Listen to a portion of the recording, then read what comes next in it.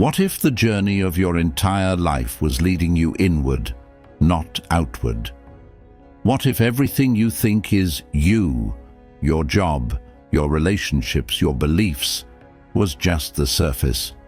Beneath that surface lies something deeper, something more real. Carl Jung called that journey individuation, the psychological process of becoming whole. It's not about becoming perfect. It's about becoming yourself. And no film captures that journey more symbolically than The Truman Show. Today on Psychology Deep Dive, we're exploring one of Jung's most powerful concepts and how it reveals itself both in The Truman Show and in your everyday experience. Carl Jung believed the psyche wasn't just a chaotic mess of thoughts and feelings. It had structure. It had direction.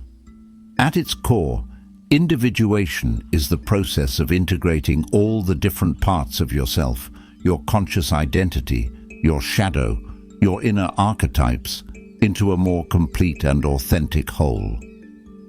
Think of it like alchemy.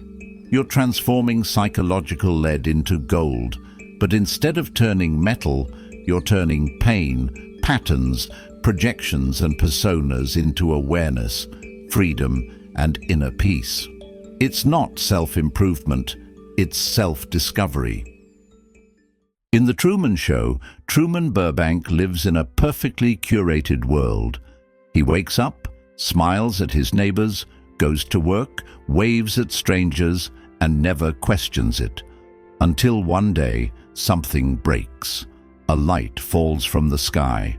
A stranger says, "You're on TV," and the cracks in the illusion begin.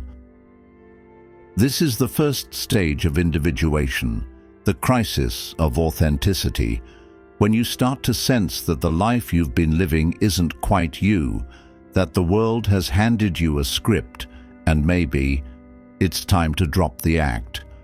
Jung said, "The privilege of a lifetime is to become who you truly are." Truman's journey to escape Seahaven is the modern myth of that privilege. In Jungian psychology, the persona is the mask we wear to function in society. It's who we pretend to be liked, accepted, safe. Truman's persona is the happy suburban man, but deep down he's restless, dissatisfied, aware that something's off. Then there's the shadow, the parts of ourselves we repress, our anger, fear, desire, rebellion. Individuation begins when you realize you're more than your mask, you're even more than your shadow, you're the whole story. And when Truman starts breaking rules, lying, skipping work, yelling at his wife, it's not breakdown, it's breakthrough. Then deep within the unconscious lives the anima or animus, Jung's idea of the inner feminine in men and inner masculine in women. It's not about gender, but about integration. These soul images guide us toward emotional depth, intuition, and creative expression. They appear in dreams, fantasies, and art, and in life, they often show up as the people who challenge us the most. In The Truman Show, you could see this in Sylvia, the woman who tries to break through the illusion, who urges him to see the truth. She's not just a love interest, she's the spark, the inner whisper that says, "Wake up, this isn't real." Jung believed the unconscious speaks in symbols, and that the world itself can reflect your inner awakening through synchronicities, meaningful coincidences that pull you toward truth.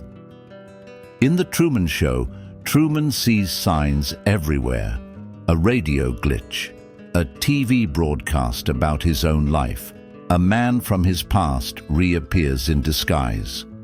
The world starts speaking to him.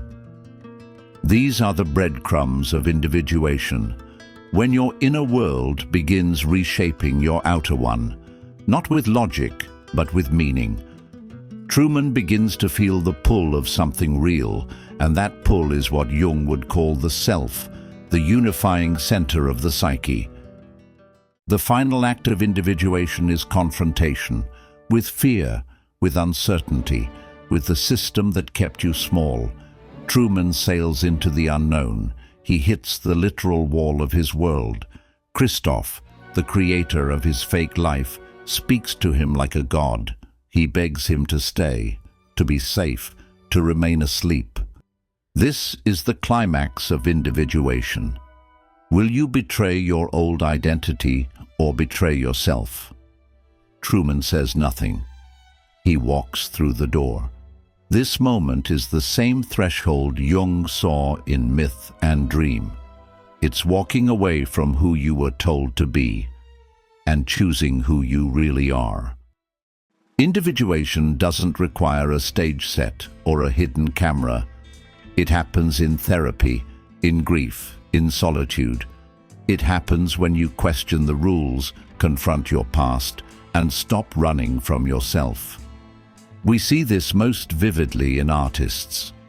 Like Frida Kahlo, with her raw self-portraits and physical vulnerability, transformed personal suffering into symbolic power.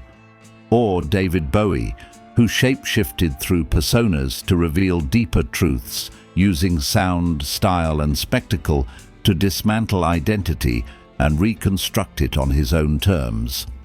These creators and others offer us blueprints of what it looks like to become whole. Individuation is the soul's rebellion against a life unlived. It's not easy. You'll lose some illusions, but you'll gain something far more valuable, yourself.